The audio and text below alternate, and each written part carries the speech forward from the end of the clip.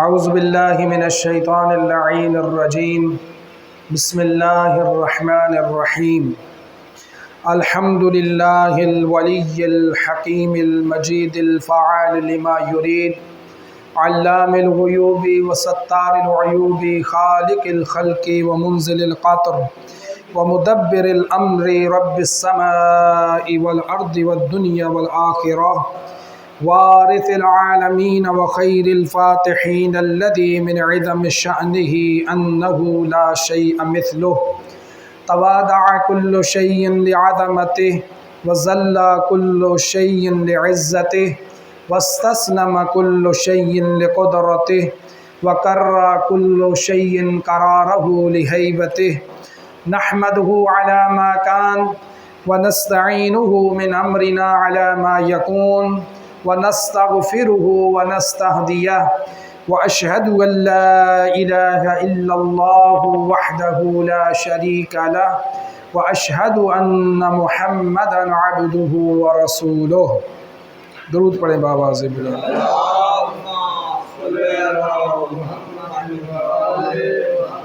تمام تعریفیں اللہ سبحانہ و تعالیٰ کے لیے کہ جو پوری کائنات کا مالک ہے، اس کا مدبر ہے، چلانے والا ہے، اس کے نظام کو صحیح معنوں میں حکمت کے تحت وضع کرنے والا ہے اور اس کو نافذ کرنے والا ہے. وہی اللہ ہے کہ جس نے پوری کائنات کے ذرے ذرے کو اپنی حکمت، اپنی قدرت، اپنی رحمت، اپنے فضل اور کرم کے ساتھ تخلیق کیا اور پھر اس کو ضائع ہونے سے بچانے کے لیے اس کے لیے ایک بہترین، اس کو زندگی گزارنے کا، اس کو دنیا کے اندر رہنے کا، اس کو اپنے لیے اور دوسروں کے لیے نافع اور نفع بند ہونے کے لیے اس کو حکمت کی باتیں بتائیں. تمام تعریفیں اللہ سبحانہ و تعالیٰ کے لیے کہ جس نے ہمیں اس پوری کائنات کے اندر افضل بنایا. وَلَقَدْ كَرَّمْنَا بَنِي آدم. قرآن مجید میں ارشاد ہو رہا ہے کہ ہم نے بنی آدم کو عزت دی ہے، احترام دیا ہے.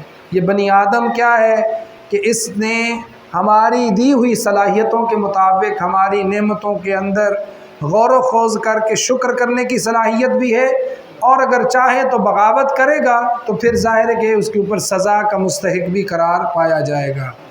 تمام تعریف اللہ سبحانہ و تعالیٰ کے لیے جس نے ہماری ہدایت کا انتظام اپنے ہاتھ میں رکھا اور ہمیں بھی بہت ساری جگہوں پر اختیار دیا کہ ہم اپنے لیے دنیا کے اندر اپنے فیصلے خود کر سکیں، اور ہمارے لیے انبیاء کو بھیجا، رسولوں کو بھیجا. تمام درود و سلام ہوں انبیاء پر، رسولوں پر، جو اللہ کی طرف سے بہترین لوگ تھے، نمائندے تھے، انبیاء تھے.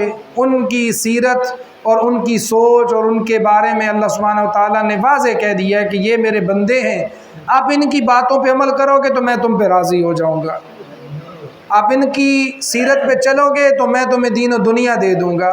اور یہ اللہ سبحانہ و تعالیٰ نے ہمیں حکم دیا. تمام درود و سلام ہو انبیاء کے سردار ختمی مرتبت حضرت محمد مصطفیٰ صلی اللہ علیہ وآلہ وسلم کی ذات پر. یہ ہمارے لیے ایک بہترین نمونہ عمل بھی ہیں، اور ان کی سیرت اور ان کی جو ہمارے پاس ایک بہترین ہدایت ہے اس کے اوپر عمل کر کے ہم دین و دنیا میں کامیاب بھی ہو سکتے ہیں. لہٰذا آپ کے جانے کے بعد امت کے لیے ایک ہدایت کا جو ہے وہ سلسلہ موجود ہے. ہر بندے کو ہدایت کی ضرورت ہے. ہر بندہ جو ہے وہ چاہتا ہے کہ اس کو سیدھے راستے پہ پروردگار جو ہے وہ دکھائے بھی، اور اسی وجہ سے ہمارے لیے بہت سارے احکام ہیں، عبادتیں ہیں. اور ہمیں کہا گیا کہ آپ 5 وقت کی جب نماز ادا کرتے ہو تو اس کے اندر جو سورہ فاتحہ کی تلاوت واجب قرار دی گئی ہے کہ سورہ فاتحہ کے بغیر نماز نہیں ہو سکتی، کوئی بھی نماز سورہ فاتحہ کے بغیر نہیں ہو سکتی. اس کے اندر ہم دن میں کم سے کم 10 بار اللہ سے یہ التجا کرتے ہیں اہدنا الصراط المستقیم، کہ پروردگار تو مجھے سیدھے راستے کی ہدایت فرما. اصل تو یہی ہے کہ سیدھے راستے کی ہدایت فرمانا ہے اور ہمیں دکھانا ہے، اور جو اگر ہمارے پاس سیدھا راستہ ہے بھی تو اس کے اوپر بھی قائم رہنے کے لیے ہدایت اور اللہ کی توفیق کی ضرورت ہے. لہٰذا ہمیں ہر وقت اللہ کی ہدایت کو طلب کرتے رہنا چاہیے۔ یہ نماز پنجگانہ جو ہم پڑھتے ہیں، پھر نوافل جو ہیں، 51 رکعت نماز ہمیں کہا گیا ہے کہ آپ ادا کیجئے مستحب اور واجب ملا کر۔ تو آپ خود اندازہ لگائیں کہ آپ کم از کم 100 مرتبہ تو ہمیں کہنا چاہیے کہ اہدنا الصراط المستقیم، اہدنا الصراط المستقیم، یعنی کہ آپ سب ملا کے بھی جب آپ کہیں گے تو اس کا مطلب ہے کہ اللہ کے نزدیک آپ کی ہدایت کتنی مہم ہے۔ اللہ نہیں چاہتا کہ تم گمراہ ہو جاؤ، اللہ نہیں چاہتا کہ آپ جو ہے وہ مختلف اپنی مرضی کی چیزوں میں پڑ جاؤ کہ مجھے یہ پسند ہے، مجھے یہ پسند ہے، ہمارے بزرگ یہ کرتے تھے، ہمارے کام یہ کرتے تھے، علاقے والے یہ کہتے ہیں، ٹھیک ہے نا۔ اللہ سے دعا مانگنی چاہیے، میرا اللہ ہدایت تیری طرف سے، تو مجھے ہدایت دے کہ حق کیا ہے، میں حق کو پہچانوں، حق پہ عمل کروں۔ لہذا اللہ سے ہمیں ہر وقت ہدایت کو طلب کرتے رہنا چاہیے۔ دوسری بات آپ کے سامنے یہ ہے کہ ہمیں جس چیز کی طرف انبیاء نے متوجہ کیا وہ ہے تقوی الہی۔ میں اپنے آپ کو، تمام حاضرین کو تقوی کی وصیت کرتا ہوں۔ تو تقوی ہمیں دیکھنا چاہیے کہ تقوی کیسے حاصل ہوتا ہے۔ تقوی یہ نہیں ہے کہ میں جاؤں ڈاکٹر کے پاس ایک انجیکشن لگوا لوں، کوئی طاقت کا ٹیکہ تو ہے نہیں کہ مولوی صاحب جمعے کے جمعے ہمیں ایک ٹیکہ لگا دیتے ہیں خطبے کی شکل میں، ہمارے اندر تقوی آ جاتا ہے، جمعہ نہیں پڑھتے ہم تقوی کا ٹیکہ لگوانے جاتے ہیں، پھر ہم بڑے متقی ہو جائیں گے۔ نہیں، یہ نہیں ہو سکتا۔ تقوی ایک مسلسل جد و جہد کا نام ہے، کوشش کا نام ہے، ہمت اپنی برقرار رکھنے کا نام ہے، اس کو چھوڑنے کا نام نہیں کہ چلو جی 4 دن یہ کام کر لیں، 4 دن وہ کر لیں، کوئی بات نہیں آج ہم یہ کر لیں، آج وہ کر لیں کہ تو تقوی مل جائے گا۔ تقوی ایسے نہیں ملتا۔ تو آپ خود اندازہ لگائیں، جو بندہ تقوی حاصل کرنے کے لیے جد و جہد کرے گا ہی تو وہ امام المتقین کا مقتدی بنے گا نا۔ اس کی محبت ایسے تو نہیں ملے گی، وہ متقیوں کا امام ہے جس کی محبت کا ہم دعویٰ کرتے ہیں، ہم یہی کہتے ہیں امام المتقین، تو پھر تقوی اختیار کرو گے تو امام بنے گا۔ ہم کہتے ہیں نہیں، ہمیں کوئی نہ چھیڑے، ہم جیسے ہیں جی، ہم تو ملنگ ہیں، ہم فلاں ہیں، ہم ڈھمکا ہیں جی، ہم تو بہت سی بس نام لے لیتے ہیں، بس یہی کافی ہے۔ نام لینا کافی ہوتا تو پھر نام لینے والے بڑے آئے بڑے چلے گئے، اس سے کوئی فرق فائدہ نہیں ہونے والا۔ ہمیں اپنا کام کرنا پڑے گا۔ تقوی کا مطلب یہ ہے ذمہ داری ادا کرو جو تمہارے اوپر اللہ نے لگائی ہے، یا پھر اللہ کی وجہ سے تمہیں لوگوں کے ساتھ جو تمہارے حقوق ہیں وہ ادا کر دو، یہ تقوی ہے۔ دو ہی تو چیزیں ہیں، یا اللہ کا حق ہے یا لوگوں کا حق ہے۔ اب لوگوں کا حق اتنا مہم ہے کہ اللہ اپنا حق پھر معاف کر دے گا۔ کچھ حقوق میں سے اللہ ایک حق اپنا بھی معاف نہیں کرتا، وہ ہے شرک۔ اللہ کہتا ہے میں شرک معاف نہیں کروں گا، میں تھوڑی بہت غلطیاں شلطیاں معاف کر دوں گا، میں اس کے علاوہ تمہارے گناہ معاف کر دوں گا۔ ان اللہ لا یغفر ان یشرک بہ، اللہ کبھی بھی کسی صورت میں بھی شرک کو معاف نہیں کرے گا۔ اس کے علاوہ اللہ چاہے گا وہ یغفر ما دون ذلک لمن یشاء، جس کو چاہے گا وہ معاف کر دے گا شرک کے علاوہ۔ اب ہمیں یہ دیکھنا پڑے گا، دیکھنا ہے، سمجھنا ہے کہ شرک تو اللہ بھی معاف نہیں کرے گا، یہ اللہ کا حق ہے۔ اللہ کسی صورت بھی گوارا نہیں کرتا کہ اس کے ساتھ انداد ند اس کے طرح کے لوگوں کو تم اس کے ساتھ شریک قرار دو، اس کی ذات میں، صفات میں، افعال میں۔ سب سے بڑا مسئلہ ہی شرک کا ہے، ہم اس کو سمجھنے کے لیے تیار ہی نہیں ہیں۔ ہمارے یہاں اگر کوئی بات کر دیتا ہے تو اس کو مختلف لیبل لگا دیے جاتے ہیں، بھئی یہ وہ چلے کوئی بات نہیں، لیبل تو انبیاء پہ بھی لگتے رہتے ہیں، ان کو بھی لوگ پاگل کہنے لگ گئے، ان کو بھی لوگ جو ہے وہ مجنون کہتے تھے، کبھی شاعر کہتے تھے، کبھی ساحر کہتے تھے، کبھی کہتے تھے کہ یہ جو ہے وہ سحر کرتا ہے، جادوگر ہے، نعوذ باللہ من ذالک۔ تو یہ تو کوئی مسئلہ نہیں ہے۔ اصل تو بات تب بنتی ہے کوئی دلیل کے ساتھ بات کرے، اور دلیلیں کیا ہیں؟ دلیلیں وہی سنی سنائی رٹی رٹائی تقریروں والی دلیلیں ہیں جس سے ہم لوگوں کی واہ واہ لے لیتے ہیں جی، ہماری پسند کی بات نکل آتی ہے۔ ہم آج تک ان چیزوں کو آپس میں جدا نہیں کر پائے کہ وسیلہ کیا ہے اور شرک کیا ہے، ٹھیک ہے نا۔ وسیلے کا مطلب کیا ہے کہ وسیلہ جو اللہ تعالیٰ نے ہمیں دنیا میں بھی کہا ہے، آپ جو ہے وہ قرآن مجید کی طرف جاؤ، دیکھو اس کے اندر موجود ہے، وَابْتَغُوا إِلَيْهِ الْوَسِيلَةَ، اس کی طرف جانا ہے تو وسیلے کی آپ تلاش کرو۔ وسیلہ کیا ہے؟ وسیلہ یہ ہے کہ جو پروردگار نے تمہیں تمہارے وسائل دیے ہیں، ان وسائل کو اختیار کرو، اور اختیار کرتے ہوئے اللہ کی طرف رجوع کرو۔ شریعت کے عنوان سے وسائل موجود ہیں، دوسری چیزیں وسائل موجود ہیں، ہم اس کو کھینچ تان کے کسی اور طرف لے جاتے ہیں، اور ہم سمجھتے ہیں کہ پھر ہم یا وسیلہ کہیں نا۔ پھر اللہ نے جب کہا ہے کہ وسیلہ اختیار کرو تو جانا تو ہم نے اللہ کی طرف ہے، تو ہمیں چاہیے کہ ہم کہیں یا وسیلہ یا وسیلہ یا وسیلہ۔ ایسا کہنا چاہیے نا، نہیں نہیں نہیں نہیں جی ہم ادھر یہ نہیں کہتے، پھر یہ نہیں کہتے تو پھر وہ کیوں کہتے ہو؟ اللہ تک پہنچنا ہے نا، تو یہ چیزیں اللہ تک پہنچانے والی، جو بھی آپ کو اللہ کی طرف لے جائے وہ وسیلہ بنتا ہے۔ یہ نہیں ہے کہ آپ اسی کو پکڑ کے بیٹھ جائے تو میں کو نیمنی ہر شے، وہ نہیں دے گا، دے گا اللہ کی ذات، دینے والی ذات اللہ کی ہے۔ رب کون ہے؟ اللہ ہے۔ وسیلہ ہے یعنی کہ ان کی توسط اور صدقے سے دعا اللہ سے مانگیں، اللہ کے پاس جائیں۔ اب یہی بات جو میں آپ کی خدمت میں عرض کرنا چاہتا ہوں، قرآن مجید فرقان حمید میں جناب عیسیٰ کی بڑی زبردست سٹوریاں موجود ہیں، بڑی زبردست جو ہے وہ ہمارے یہ سبق موجود ہے۔ کیا ارشاد ہو رہا ہے؟ ان مثل عیسیٰ عند اللہ کمثل آدم۔ اب یہ لوگوں کا مسئلہ یہ تھا کہ جناب عیسیٰ کے والد تو تھے نہیں، لوگوں نے عقیدت اور محبت میں آ کے کہہ دیا یہ اللہ کا بیٹا۔ جی دلیل کیا ہے؟ جی دلیل یہ ہے کہ دیکھو اس کا والد ہی نہیں ہے، اس کا والد تو اللہ ہے، نعوذ باللہ من ذالک۔ جناب مریم والدہ ہیں، بتائیں کوئی ہے والد؟ تو اللہ نے کہا وہ اللہ کے بندو، جس کا کوئی والد نہ ہو اس کا مطلب یہ تھوڑی ہے کہ اللہ کا وہ بیٹا بن جائے گا۔ مثل ان مثل عیسیٰ عند اللہ کمثل آدم، تمہارے اگر تم سمجھنا چاہتے ہو تو ہم دلیل دیتے ہیں تمہیں۔ اللہ نے بھی پہلے دلیل سے سمجھایا، بتانے کی کوشش کی کہ جناب عیسیٰ تو وہ ہیں جس کی ماں تو ہے، جناب عیسیٰ کی مثال جناب آدم کی طرح ہے۔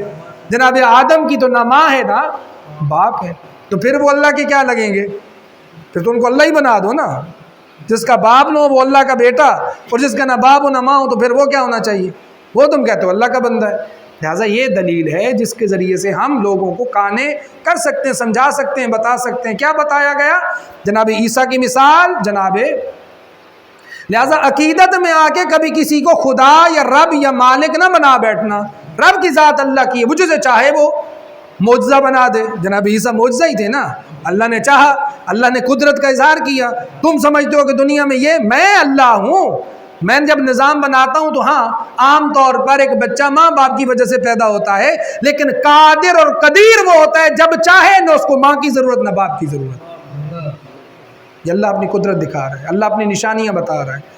لہٰذا ہمیں اللہ سبحانہ و تعالیٰ کی طرف جانا ہے۔ یہ سب وسائل ہیں اللہ سبحانہ و تعالیٰ کی معرفت کے۔ وَابْتَغُوا إِلَيْهِ الْوَسِيلَةَ، یہ سب وسائل کو استعمال کرو اللہ تک پہنچنے کے لیے۔ ان کا ہدف غالی اور ان کا الٹیمیٹ گول کیا ہے؟ وہ اللہ سبحانہ و تعالیٰ کی معرفت ہے۔ پھر کیا کہا؟ خلقوا من تراب، جناب عیسیٰ تراب اور مٹی سے پیدا ہوئے، اور جب ہم نے کہا ثم قال له کن، جب ہم نے اس سے کہا کن فیکون، وہ ہو گئے۔ اللہ کے لیے تو یہی کافی ہے کہ وہ کن کہتا ہے وہ ہو جاتی ہے چیز۔ اللہ کی قدرت کو تم کیسے چیلنج کر سکتے ہو؟ یہ تو بندے ہیں ان کے۔ پھر کیا ارشاد ہوتا ہے؟ اب یہاں پر ایک قانون اور قاعدہ پروردگار خود ارشاد فرما رہا ہے، اور وہ بڑے واضح طور پر ہمیں متوجہ کیا جا رہا ہے۔ آیت نمبر سورہ آل عمران کی 79 میں کہا ہے ما کان لبشر ان یؤتیہ اللہ الکتاب والحکمہ والنبوہ، کسی بھی بندے کے لیے یہ سزاوار نہیں ہے کہ جب پروردگار اس کو کتاب بھی عطا کرے، حکمت بھی عطا کرے اور اس کو نبوت بھی عطا کر دے، ثم یقول للناس کونوا عبادا لی من دون اللہ، پھر وہ لوگوں سے یہ کہہ دے کہ اے بندو تم میرے بندے بن جاؤ، اللہ کے بندے نہ بنو۔ بات سمجھ بھائی آئے؟ اللہ کا ولی، اللہ کا نبی، اللہ کا نمائندہ، اللہ کا صحیح نمائندہ وہ ہوتا ہے، اللہ کا صحیح پیغام دینے والا وہ ہوتا ہے جو بندوں کو اپنا بندہ نہیں بناتا، وہ اللہ کا بندہ بناتا۔ اب جو لوگ ہمیں گمراہ کرنے کی کوشش کرتے ہیں کہ آپ ان کے بندے بن جائیں، ہم ان کے ہیں، نہیں، یہ ہمیں اللہ تک لے جانے کے لیے آئے ہیں۔ سمجھ میں آئی بات؟ یہ اتنی واضح اور محکم آیت موجود ہے ان تمام شبہات کے مقابلے میں جو ہمارے ہاں ہمارے معاشرے میں رائج ہے۔ بس جی ہم یہ کر لیں وہ کر لیں۔ ذوات مقدسہ کو ماننے کا الٹیمیٹ گول صرف اللہ سبحانہ و تعالیٰ تک پہنچنا ہے۔ انہوں نے کبھی یہ نہیں کہا کہ ہمارے بندے بنو، تم ہمارے بندے بنو یعنی ہماری عبادت کرو، یعنی ہمارے پیچھے لگو، نہ، انہوں نے ہمیشہ یہ دعوت دی ہے کہ ہم اللہ کے بندے ہیں، جن کو ہم سجدہ کرتے ہیں تم بھی انہی کے بندے ہو، اسی کی اطاعت کرو۔ یہ ہے قرآن کی اس آیت کی روشنی میں حقیقی ولی اللہ کا پیغام اور حقیقی پیغام۔ بہت سارے لوگ اماموں کے رسولوں کے نام پہ آپ کو بڑی بڑی باتیں سنائیں گے، سن لیں باتیں، معیار قرآن دے رہا ہے آپ کو۔ اسی وجہ سے ہم عرض کر رہے ہیں آج کل کے دور کے اندر اگر آپ کی خدمت میں کوئی یہ عرض کر دے اور سمجھانے کی کوشش کرے تو اس میں واضح طور پر آپ کو سمجھنا چاہیے ان چیزوں کو دیکھ کر کہ کوئی بھی پیغام قرآن کے مخالف چلا جائے تو سمجھنا یہ قرآن کے مخالف جو پیغام دیا جا رہا ہے یہ قرآن کا پیغام نہیں ہے، یہ حقیقی اس بندے کا پیغام نہیں ہے، یہ بندے کا اپنا پیغام ہے۔ لہٰذا کبھی بھی اس کی طرف آپ متوجہ نہ ہوں اور اس کو حاصل کرنے کی کوشش نہ کریں۔ لہٰذا یہ پہلا پیغام۔ پھر کیا کیا فرماتا ہے قرآن مجید میں؟ ارشاد ہوتا ہے، کیا ارشاد ہو رہا ہے؟ ثم یقول للناس کونوا عبادا لی من دون اللہ، پھر وہ لوگوں سے کہے کہ تم میرے علاوہ تم اللہ کے جو ہے وہ اللہ کے علاوہ میرے ہی بندے بن جاؤ، کوئی بھی ولی اللہ کا یہ نہیں کہتا۔ یہ تو پہلا پیغام ہے۔ پھر کیا کہا ہے؟ وَلَكِنْ كُونُوا رَبَّانِيِّينَ بِمَا كُنْتُمْ تُعَلِّمُونَ الْكِتَابَ وَبِمَا كُنْتُمْ تَدْرُسُونَ۔ اب دیکھیے گا یہ ہیں دو معیار۔ میں شخصیت کی بات کرنے کی ضرورت نہیں ہے، کسی بھی بندے کی بات کرنے کی ہمیں ضرورت، بات کریں اصول اور حق کی جو قرآن دے رہا ہے۔ بات ہمیں کرنی چاہیے ان چیزوں کی کہ جو قرآن پیش کر رہا ہے۔ اور قرآن کیا کہہ رہا ہے؟ قرآن یہ کہہ رہا ہے۔ اب اس کے بارے میں کوئی بھی سامنے کھڑا آ جائے گا تو یہ قرآن کا مخالف بنے گا، چاہے وہ مولوی ہو، چاہے آیت اللہ ہو، مجتہد ہو یا ذاکر ہو یا پھر کوئی شاعر ہو یا کوئی پھر قصیدہ خان ہو، نوح خان ہو، کوئی بھی ہو۔ ہمیں کسی کی ذات سے کوئی مسئلہ نہیں۔ مسئلہ کیا ہے؟ قرآن مجید کے حکم کو نافذ کرنا ہے۔ قرآن کیا کہہ رہا ہے؟ وَلَكِنْ كُونُوا رَبَّانِيِّينَ۔ ائمہ نے یہ کہا، انبیاء نے یہ کہا، ہمارے رسول نے کہا، اہل بیت نے کہا، ہو جاؤ ربانیین، اپنے اللہ والے ہو جاؤ، ربانیین بن جاؤ، رب والے بن جاؤ۔ اصل تمہاری زندگی کا ہدف ہے کہ تم اس رب کے چاہنے والے بن جاؤ۔ کیوں؟ بما کنتم تعلمون الکتاب، اس وجہ سے کہ تم اسی کتاب کی تعلیم دیتے ہو اور پھر اسی کتاب کو تم پڑھاتے ہو، تو پھر اس کے مطابق تو یہی حکم ہے، یہی کتاب کا حکم ہے، یہی جو ہے وہ تعلیم انبیاء ہے۔ لہٰذا اس میں تو کوئی کمپرومائز والی بات ہی نہیں ہے۔ پھر بہت سارے لوگوں کے لیے اگر یہ بات واضح نہ ہوئی ہو تو اللہ سبحانہ و تعالیٰ پھر ہمیں ایک حکم دے رہا ہے، بڑا کیٹیگوریکلی ہمیں حکم یہ ہو رہا ہے، یا اہل الکتاب، اے کتاب والو۔ اب اس سے مراد کوئی بھی جن کے اوپر آسمانی کتاب نازل ہوئی ہے، یہ آپ ذہن میں رکھ لیں کہ یہ کلیہ جہاں پہ بھی آپ نافذ کرنا چاہیں گے آپ کر سکتے ہیں۔ آپ کو ایسی چیز ہے کہ اب بہت سارے لوگ ہمیں گمراہ کرنے کی کوشش کرتے ہیں، نعوذ باللہ من ذالک۔ یہ قرآن ہمارے لیے نہیں آیا، وہ تو اہل بیت کے لیے آیا تھا۔ ہمارا کام اہل بیت کے فرمان پہ عمل کرنا ہے، قرآن سمجھنا ہمارا کام نہیں ہے۔ اتنا بڑا جھوٹ اور فراڈ ہمیں بتایا جاتا ہے۔ جگہ جگہ قرآن مجید کہتا ہے کہ میں تمہارے لیے ہوں، یہ کتاب ہے لوگوں کے لیے، ہدی للناس۔ ہم نے کتاب کو لوگوں کے لیے ہدایت بنا کر بھیجا، اور ہمیں کہا جاتا ہے کہ نہیں جی اب مسئلہ یہ ہے کہ یہی تو وہ واقعات ہیں۔ جنگ صفین میں کیا ہوا؟ لوگوں نے یہی تو کہا تھا کہ ہم قرآن سے فیصلہ کروائیں گے، تو پھر ٹھیک ہے کروا لیتے۔ مسئلہ کیا ہے؟ قرآن سے فیصلہ ہوگا اس وقت کہ جب آپ کے سامنے نص موجود نہ ہو۔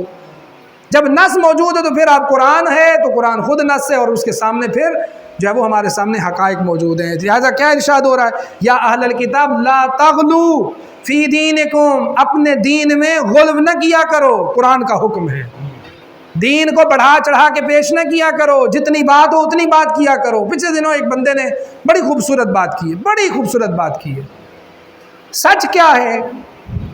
سچ کسی چیز کو بڑھانا یا کم کرنا، اور کوئی چیز جب اپنی حد سے بڑھ جائے یا کم ہو جائے وہ جھوٹ ہے، باقی سچ ہے۔ سمجھ میں آ گئی بات؟ حق کیا ہے کہ حق اپنے اس دائرے تک رہنے کا نام ہے۔ اگر اس سے کم کرو گے تو بھی جھوٹ اور باطل ہے، اس سے بڑھاؤ گے تو بھی جھوٹ اور باطل ہے۔ اور حق کیا ہے؟ جو قرآن دے رہا ہے۔ قرآن کی روح سے کسی کو نہ بڑھانے کی ضرورت نہ گھٹانے کی ضرورت۔ جو فضیلت اور کمال موجود ہے اس کا اعتراف، اور جو نہیں ہے اس کا انکار، یہ حق ہے۔ اگر خدا نخواستہ ہم اپنی مرضی، اپنی دل جوئی، اپنے ذاتی مفاد، اپنے لوگوں کی خواہشات، اپنے لوگوں کے پیچھے لگ کر اگر ہم حق کو پس پش ڈالیں گے تو پھر یہ معاملات خراب ہو جائیں گے۔ وَلَا تَقُولُوا عَلَى اللَّهِ إِلَّا الْحَقِّ، یاد رکھنا اللہ پہ حق کے علاوہ کچھ نہ بولنا۔ اللہ سبحانہ و تعالیٰ کے اوپر حق کے ساتھ بات کرنا، اللہ کے ساتھ حق کے علاوہ بات نہ کرنا، یہ بڑا ہی ہمارے لیے ایک بہت بڑی بات ہے۔ ہمارے ہاں مختلف رسم و رواج ہم لے آتے ہیں اپنے علاقائی سطح پر، اور ان چیزوں پر ہم تحقیق کی طرف نہیں جاتے، حالانکہ آج تحقیق کا دور ہے، اور افسوس کی بات یہ ہے کہ ہم ان چیزوں کی طرف متوجہ نہیں ہوتے اور چاہتے ہیں کہ ہم اپنے معاملات لے کے جائیں، ٹھیک ہے نا؟ لہٰذا کوئی بھی خوشی ہو یا غمی ہو، کوئی بھی معاملات ہو، اگر اہل بیت اور قرآن مجید کی تعلیمات سے ہٹ کر ہیں تو سمجھ لیں اسلام نہیں ہے، اسلام کے اندر نافذ کی گئی چیزیں ہیں۔ جیسے کہ ہمارے پاس بہت ساری ایسی دلیلیں، ایسی روایات موجود ہیں جو کالا امام جعفر صادق، کالا امام جعفر صادق کہہ دی گئیں، لیکن نتیجہ کیا نکلتا ہے اس کے اندر اتنے ابہام ہیں، تناقض ہیں، آپس میں اختلافات ہیں، مسائل ہیں۔ لہٰذا ہمیں کیا چاہیے؟ ہم تقوی اختیار کریں، اپنے عقائد کو مستحکم کریں، مضبوط کریں، پھر اس کے اوپر اپنے اعمال کی طرف متوجہ ہوں، اور اعمال بھی وہ جو قرآن کی روح سے ٹھیک ہوں، حلال اور حرام کی تمیز کے ساتھ سمجھنے کی کوشش کریں۔ اس کے لیے میں آج آپ کی خدمت میں پہلا زینہ، پہلا کام، پہلی رسپانسبلٹی، پہلا ہمارا ہدف جو میں آپ کو دینا چاہتا ہوں، کوئی لمبی چوڑی بات نہیں، کوئی آپ کے سامنے فارمولے نہیں، کوئی آپ کے سامنے بڑی بڑی دلیلیں نہیں، ایک سادی آواز میں، سادہ زبان میں قرآن مجید کی روح سے آج آپ کی خدمت میں ریکویسٹ کرنا چاہتا ہوں۔ آج کے دور کے حساب سے جو میری ایک ناقص رائے اور ناقص جو ہے وہ فکر کا نتیجہ ہے وہ یہ ہے، عزیزان محترم، اگر گمراہی سے بچنا ہے، اگر ضلالت سے بچنا ہے، اگر بدعتوں سے نکلنا ہے، اگر ہم نے اللہ سبحانہ و تعالیٰ کے غضب سے بچنا ہے، اگر اہل بیت کی تعلیمات کے انحراف سے بچنا ہے، اور ہمیں صراط مستقیم چاہیے، ہمیں ہدایت چاہیے، ہمیں اللہ کا راستہ چاہیے، تو قرآن کو سمجھنے کی کوشش شروع کر دو۔ پہلا قرآن ہے، پہلی بنیاد قرآن ہے۔ قرآن وہ چراغ ہے جس کے ذریعے سے تم حق کے میناروں کو خود بخود ڈھونڈ لو گے۔ حق کے مینار موجود ہے، حق کی حقانیت کا علم موجود ہے، لیکن دنیا کے اندر شکوک و شبہات و خرافات اور توہمات اور غیر عقلی قسم کے جو ہمارے اس طرح کے خرافات موجود ہیں، اس کی اندھیری رات چھائی پڑی ہے۔ ہمیں کنفیوژن ہے، کدھر بھی دیکھتے ہیں ہمیں حق نظر آنا مشکل ہو جاتا ہے، تو کیا کریں؟ ہر بندہ مجتہد نہ بن سکتا ہے، نہ اس کو طاقت ہے، گھر بار نہیں چھوڑ سکتا، ہر دفعہ کوئی عالم آ کے آپ کو ہر مسئلہ نہیں بتا سکتا، ہر دفعہ آپ کے پاس یہ نہیں ہے طاقت کہ آپ، لیکن آج آپ اپنی تو کوشش کریں نا۔ آپ جب کوشش کرو گے کہ جب قرآن کو آج سمجھنا شروع کر دو گے، کل انشاءاللہ اہل بیت کی صحیح معرفت بھی نظر آ جائے گی اور دنیا کی حقیقت بھی آپ کے سامنے نظر آ جائے گی۔ ہمارا مسئلہ یہ کہ ہم دور کی پکڑتے ہیں اور جو پاس ہے اس کو اہمیت نہیں دیتے۔ قرآن گھر گھر میں موجود ہے، قرآن ہمارے پاس موجود ہے، اہل بیت کی تعلیمات کے اوپر فرامین ہیں، حدیث کی کتب ہیں، قال رسول اللہ کہہ کر بھی ہمارے سامنے کتنے جھوٹ بولے گئے، کتنی خرافات کہیں گئیں، کتنی فرقہ وارندی ہوئی، سب کچھ ہوا۔ ہم کیوں ان سب چیزوں میں پڑے ہوئے ہیں کہ ہمارا فکر صاف نہیں، ہمارے معاملات صاف نہیں؟ ہم اس لیے کہ ہم عوام کی بات کر رہے ہیں، جو فائدہ اٹھانے والے ہیں وہ تو اٹھا کے جا رہے ہیں، اور ہمیں آج تک نہیں پتا چلا۔ یہ بھی ٹھیک لگتا ہے، یہ بھی ٹھیک لگتا ہے، یہ بھی ٹھیک لگتا ہے، ذاکر صاحب آ کے مجلس پڑھ جائے وہ بہترین لگتی ہے، مولوی صاحب خطاب کر جائیں وہ اچھا لگتا ہے، کوئی نوحہ خان آ جائے تو وہ اس سے اچھا لگتا ہے۔ تو پھر کریں کیا؟ کریں یہ کہ آپ خود مستحکم ہو، کس طرح؟ اس کتاب مستحکم کے ساتھ متمسک ہو جو کتاب اللہ نے آپ کے لیے نازل کی ہے، اور اس فتنے کا شکار نہ ہو کہ جی کتاب ہمارے لیے نہیں ہے۔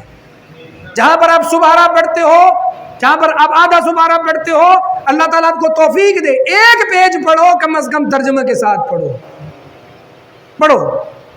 یہ شیطانی وسوسہ ہے کہ جی کتاب ہم سمجھ نہیں سکتے، قرآن ہمارے لیے نہیں آیا۔ قرآن کہتا ہے کہ میں نے ان کو آسان بنایا، وَلَقَدْ يَسَّرْنَا الْقُرْآنَ فَهَلْ مِن مُدَّكِرٍ، ہم نے قرآن مجید کو آسان بنایا، کوئی ہے اس کے اندر تدبر کرنے والا؟ کتنی جگہ پر اللہ تعالیٰ نے چیلنج کیا، لیکن ہمیں قرآن سے دور کر دیا گیا۔ ہمارے ہاں بچوں کو قرآن پڑھانا، سمجھانا، اس کی ترویج دینا، ہمیں جو بس وہ جی جانا ہے ادھر جانا ہے ادھر جانا ہے، جائیں جدھر مرضی جائیں، ہماری اپنی ذمہ داری ہماری کہاں ہے؟ یہ تو اسی طرح ہوا نا کہ گھر میں زیور پڑا ہوا ہو اور ہم گٹورا ہاتھ میں لے کے بھیک مانگتے پھر جدھر مرضی۔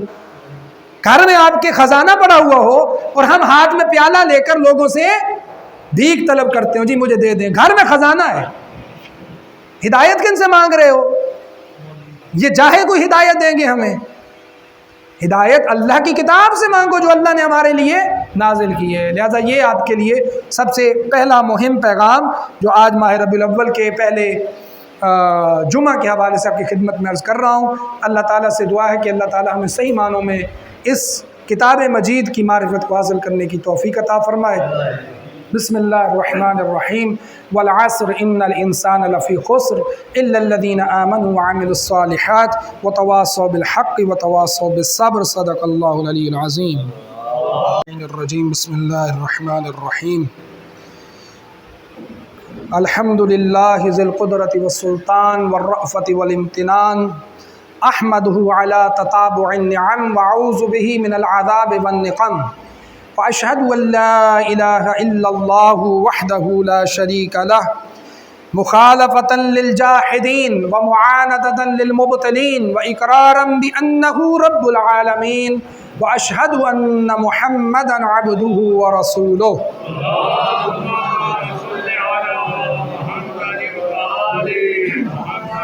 تمام تعریفیں اللہ سبحانہ و تعالیٰ کے لیے اس بات پہ کہ ہمارے اوپر پے در پے نعمتیں فرما رہا ہے۔ اتنی نعمتیں کہ ہم اس کے لیے نعمتوں کا احصاء اور اس کا شمار ہی نہیں کر سکتے، ہم گن ہی نہیں سکتے۔ اللہ نے ہمیں بہترین مخلوق بنایا، انسان بنایا، چلنے پھرنے والا بنایا۔ بڑے بڑے جانور ہیں، طاقت میں، جسامت میں، تیز رفتاری میں، آنکھوں کی بینائی میں، ان کے پاس طاقت ہے، جسامت ہے، مختلف سکلز ہیں، لیکن انسان وہ بکمال مخلوق پروردگار ہے کہ جس کے اندر عقل کی طاقت ہے، جس کے سامنے سب مسخر ہیں۔ یہی انسان ہے جو اپنی تدبیر کے ساتھ اپنے سے کئی گنا وزنی ہاتھی کو اپنے اشاروں پہ نچا رہا ہے، اپنی قدرت کے ساتھ اور تدبیر کے ساتھ شیر جیسے خونخوار جانور کو بھی یہ پکڑ رہا ہے، اپنی تدبیر کے ساتھ کتنے گہرے سمندر کے اوپر کمند اور اس کے اوپر جو ہے وہ اپنا تیر رہا ہے کشتی کی صورت میں اور دوسرے معاملات کی صورت میں۔ اب یہ آسمانوں پہ خلاؤں میں پہنچ چکا، دوسرے سیاروں پہ کمند اس نے ڈال لی۔ یہ انسان یہ باکمال کیسے ہوا کہ یہ اللہ کی دی ہوئی اس عقل اور نور عقل کی طاقت کی روشنی میں اور طاقت کی وجہ سے یہ انسان اس قابل بنا کہ اس نے کائنات کو مسخر کر لیا۔ پروردگار نے کائنات کو مسخر کیا انسان کے لیے، اور ہمارے ہاں مسائل یہ تھے کہ ہم اپنی اسی روش پہ چلتے جو ہمارے بزرگوں کی روش تھی کہ ہم سائنس اور اس طرح کی ڈسکوریز کرتے، بہت ساری چیزوں میں آگے بڑھتے، اللہ کی نعمتوں کا شکر ادا کرتے اور اللہ سبحانہ و تعالیٰ کی دی ہوئی عطاؤں کو استعمال کرتے۔ ہم کس جگہ پہ جا پہنچے کہ آج ہمارا حال ہمارا خود ہمیں بتا رہا ہے۔ یہ کفران نعمت ہے۔ شکر نعمت یہ ہے کہ اللہ کے دیے ہوئے جسم کو، آنکھوں کو، فکر کو، طاقت عقل کو، اس کی پے در پے دیے ہوئے سانس کو اور خوبصورت فضا کو، یا سورج چاند کو، آنے والے دن کو، ڈھلتی ہوئی راتوں کو، اس سورج کی چمک کو اور رات کے وقت چاند کی خوبصورت ٹھنڈی میٹھی روشنی کو استعمال کرتے ہوئے اللہ کی اطاعت اور انسانیت کی خدمت میں انسان زندگی گزارے۔ تمام تعریفیں اللہ سبحانہ و تعالیٰ کے لیے، اور درود و سلام ان انبیاء پر جنہوں نے سیرت ایسی دکھائی اور اس حوالے سے ہمیں بہترین نمونہ حیات دیا کہ چاہے حالات جیسے بھی ہوں، کبھی فقر آئے، کبھی غربت آئے، کبھی غنا ہو، امیری ہو، امارت ہو، کبھی انسان کے اوپر مرض آئے، کبھی وہ صحت یاب ہو، کبھی وہ سفر میں ہو یا حضر میں ہو، کبھی وہ بچوں کے ساتھ ہو، کبھی وہ اہل و عیال کے ساتھ ہو یا سفر میں ہو، یا کبھی کبھار اس کو اللہ سبحانہ و تعالیٰ یہ نعمتیں دے کے لے بھی لے تو پھر وہ صبر بھی کر کے دکھائے، شکر بھی کر کے دکھائے، اطاعت بھی کر کے دکھائے، اللہ کے بتائے ہوئے سیدھے راستے سے کبھی جدا نہ ہو۔ یہ ہمارے لیے بہترین سیرت ہے۔ اور اسی کے اوپر ہمیں چلنا ہے۔ یہ بچے جو ہمارے سامنے عمر ہے، جناب یحییٰ کے اوپر جب اللہ سبحانہ و تعالیٰ نے نبوت عطا کی ہے تو وہ کوئی یہ نہیں تھا کہ پنگوڑے میں بچے تھے، وہ بڑے تھے، 11-12 سال تقریباً عمر تھی۔ حکمت، دانائی، طاقت فیصلہ یہ کسی کو ملتی ہے؟ جس کے پاس طاقت ہوتی ہے نا کہ چیزوں کو دیکھے۔ اللہ نے جناب یحییٰ کو بھی عطا کیا، اور یہ ذہن میں رکھیے وہ نبوت خاصہ ہے، ٹھیک ہے، انہی کو ملے، پروردگار جس سے چاہے، ذالک فضل اللہ یؤتیہ من یشاء واللہ ذو الفضل العظیم۔ سورہ جمعہ کی ہم 3-4 آیت یہی پڑھتے ہیں، یہ اللہ کا فضل ہے، جس کو چاہتا ہے پروردگار عطا کرتا ہے، لیکن ان کو عطا کر کے ہمیں بھی محروم نہیں کیا کہ تم ان کی سیرت پہ چلو گے تو تم بھی ان ثمرات سے فائدہ اٹھا سکتے ہو، تم بھی اس سیرت، اگر وہ ہمارے نمونہ عملی نہیں ہوتے، ہمارے لیے اگر ان کا چلنا پھرنا ضروری نہیں ہوتا تو ہمارے لیے وہ پھر نبی ہمارے لیے آتے ہی نہ۔ ہماری طرف نبی آنے کا مقصد کیا ہے؟ ہم ان کی سیرت پہ چل سکتے ہیں، ٹھیک ہے، ہم نبی بننے کی غرض سے نہیں، اللہ کا بہترین بندہ بننے کی وجہ سے ان کی سیرت پہ چلیں گے۔ لہٰذا ان چیزوں کو سامنے رکھتے ہوئے یہ دیکھنا چاہیے اور ان کو سمجھنے کی کوشش کرنی چاہیے، اور یہی وجہ ہے کہ ہمارے سامنے ائمہ علیہ الصلوۃ والسلام، ائمہ ہدا کی جو مختلف قسم کی وصیتیں آتی ہیں، وہ کہتے ہیں کہ تقوی الہی اختیار کرو۔ جمعہ کا جو پیغام ہوتا ہے وہ تقوی کا ہوتا ہے، جس میں ہم نے تقوی کی بات بھی کرنی، حالات حاضرہ پہ بھی بولنا ہے، دیکھنا ہے۔ تقوی یہی ہے کہ ہم دیکھیں ارد گرد ہماری کیا ذمہ داری بن رہی ہے، سمجھنے کی کوشش کریں، بصیرت حاصل کریں۔ ہمارے یہاں بس اوقات ہماری مصلحت کے شکار ہم لوگ ہو جاتے ہیں، اور دین کو، فکر کو، ان چیزوں کو پس پش ڈال کر دنیا داری کے پیچھے لگ جاتے ہیں، اور ہم سمجھنے کی کوشش بھی نہیں کرتے، سوال بھی نہیں کرتے، اپنی فکر کو کھولتے ہی نہیں ہے، مقید کیا ہوا۔ جب تک اب سوال نہیں کرو گے، اور سوال کرنے کا مطلب یہ ہرگز نہیں ہوتا کہ میں مولانا سے یا عالم سے یا کسی سے اپنے مطلب کا جواب لوں گا تو مولانا صاحب ٹھیک ٹھاک ہیں۔ بندہ پوچھے نا جی مولوی صاحب کیسے ہیں؟ ہم مولوی صاحب ٹھیک ٹھاک نہیں، ساڑھے نہیں گلیں کر دینے، یہ ہمارا معیار ہے۔ مولوی صاحب وہ ٹھیک ہوتے ہیں جو ان والی باتیں کریں۔ مولوی صاحب یا کوئی بھی بندہ، کوئی بھی آپ کو اگر بات اپنی ذات کی کر رہا ہے تو وہ آپ کے لیے آپ کا خیر خواہ نہیں ہے، سیدھی سی بات ہے۔ خیر خواہ وہ ہے جو آپ کو کتاب اللہ کی طرف لے کر جائے، جو ائمہ ہدا کی طرف آپ کو سمجھانے کی کوشش کرے، اور اللہ کی کتاب آپ کو کہاں لے کے جائے گی؟ اللہ سبحانہ و تعالیٰ کی طرف۔ اپنی ذاتی رائے، اپنی پسند ناپسند ڈال کر، مرچ مسالہ لگا کر آپ کو جو ہدایت کا پرچون اور جو آپ کو چورن بیچ کر کھلایا جا رہا ہے ہم سب کو کتنے عرصے سے، اس سے ہم نکلیں، اور اس کا حل یہی ہے کہ ہم خود قرآن مجید کو کم سے کم تلاوت کر کے سمجھنے کی کوشش تو کریں۔ یہ تو بالکل ویسے ہی ہے کہ کوئی مجھے دور سے کہے کہ یہ جنت ہے، جنت میں کوئی جا سکتا ہے، بھی کوشش کرو تو جنت میں جاؤ گے نا۔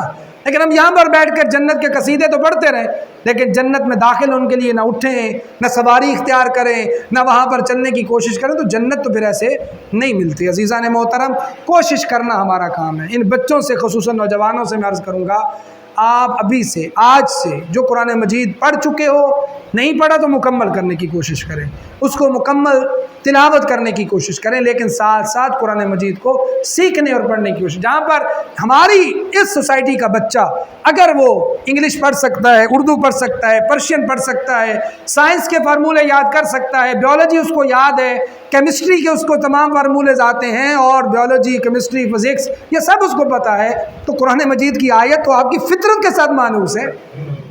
قرآن پڑھ کے تو دیکھو، آپ قرآن پڑھو گے تو اس کی وجہ سے پھر جو سائنس آپ کو سمجھ بھی نہیں آ رہی ہوتی وہ بھی سمجھ میں آنا شروع ہو جائے گی۔ یہ قرآن مجید کی اپنی جگہ پہ برکت اور اعجاز بھی ہے، لہٰذا کوشش کیجئے قرآن مجید سے متمسک ہو جائیں گے تو ہمارے معاملات انشاءاللہ بہت سارے سیدھے ہو جائیں گے، اور اس سے ہمیں اندازہ بھی ہو جائے کہ اہل بیت کے نام پر جو ہمیں ورگلانے کی کوشش کرتے ہیں، اہل بیت کی عظمتوں اور ظاہری محبت کا دعویٰ کر کے جو ہمیں خدا نخواستہ گمراہ کرنے کی کوشش کرتے ہیں، ان کا بھی آپ کو اندازہ ہو جائے گا تو قرآن کیا کہہ رہا ہے اور وہ لوگ کیا کہہ رہے ہیں۔ اور اہل بیت نے تو ہمیں پہلے بتا دیا، ہم تو وہ بات کر ہی نہیں سکتے جو قرآن کے منافی ہو یا قرآن کے مخالف ہو۔ لہذا ضروری کیا ہے کہ ہم قرآن مجید سے متمسک ہوں۔ ماہ ربیع الاول کی آمد ہے، اور یہ ظاہر ہے کہ ایسا مہینہ ہے جس میں اس بشر کی عظیم ترین شخصیت اور منجی بشریت، اور وہ شخصیت کہ جس نے رہتی دنیا تک جس کی شریعت نافذ ہے اور رہے گی، جس کے سیرت پہ چل کر اللہ سبحانہ و تعالیٰ اپنی قبولیت اور اپنی رحمت، اپنے فضل اور اپنے کرم کا وعدہ فرما رہا ہے، اور یہی کہہ رہا ہے کہ قل ان کنتم تحبون اللہ، اگر تم اللہ کی محبت چاہتے ہو، اگر تم چاہتے ہو کہ تم اللہ سے محبت کرو، فاتبعونی، میرا حبیب ان سے کہہ دو کہ میری اتباع کر لیں۔ اتباع محمد اتنا بڑا وسیلہ ہے کہ انسان اللہ کی محبت عطا اس کو مل سکتی ہے۔ یحببکم اللہ، پھر تم اللہ سے محبت کرو نہ کرو، اللہ تم سے محبت کرے گا۔ لہٰذا یہ وہ بہت بڑا ہمارے پاس اپرچونٹی ہے، موقع ہے، مناسبت ہے کہ جس کے اندر ہم رہ کر اپنے آقا، اپنے جو ہے وہ نبی اکرم، اپنے سردار، اپنے مولا، اپنے اس نبی اکرم کی سیرت پہ چل کر ہم صحیح معنوں میں سیرت اور ان کی معرفت کو حاصل کر سکتے ہیں اور اس کو سمجھ سکتے ہیں۔ الا قد امرکم اللہ فی محکم کتابہ بالصلاۃ علی نبیہ وحبیبہ فقال تعلیما لکم وتشریفا لصفیہ ان اللہ وملائکتہ یصلون علی النبی یا ایھا الذین آمنوا صلوا علیہ وسلموا تسلیما۔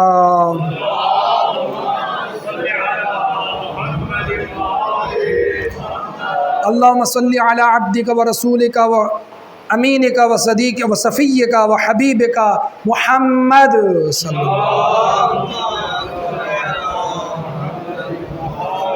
اللہم صلی علی علی امیر المؤمنین۔ اللہم صلی علی صدیقۃ الطاہرہ فاطمۃ الزہراء سیدۃ نساء العالمین۔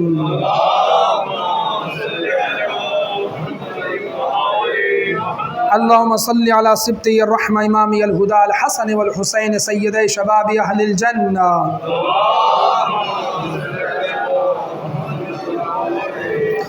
اللہم صلی علی ائمۃ المسلمین علی بن الحسین و محمد بن علی و جعفر بن محمد و موسیٰ بن جعفر و علی بن موسیٰ و محمد بن علی و علی بن محمد والحسن بن علی۔ اللہم صلی علی ولی امرک القائم المؤمل والعدد المنتظر وحفه بملائکتک المقربین وأیدہ بروح القدس یا رب العالمین۔ اللہم انا نرغب الیک فی دولۃ کریمہ تعز بها الإسلام وأهله وتذل بها النفاق وأهله وتجعلنا فيها من الدعاة إلى طاعتك والقادة إلى سبيلك وترزقنا بها كرامة الدنيا والآخرة۔ بسم الله الرحمن الرحيم۔ إن الله يأمر بالعدل والإحسان وإيتاء ذي القربى وينهى عن الفحشاء والمنكر والبغي يعظكم لعلكم تذكرون۔ صدق الله۔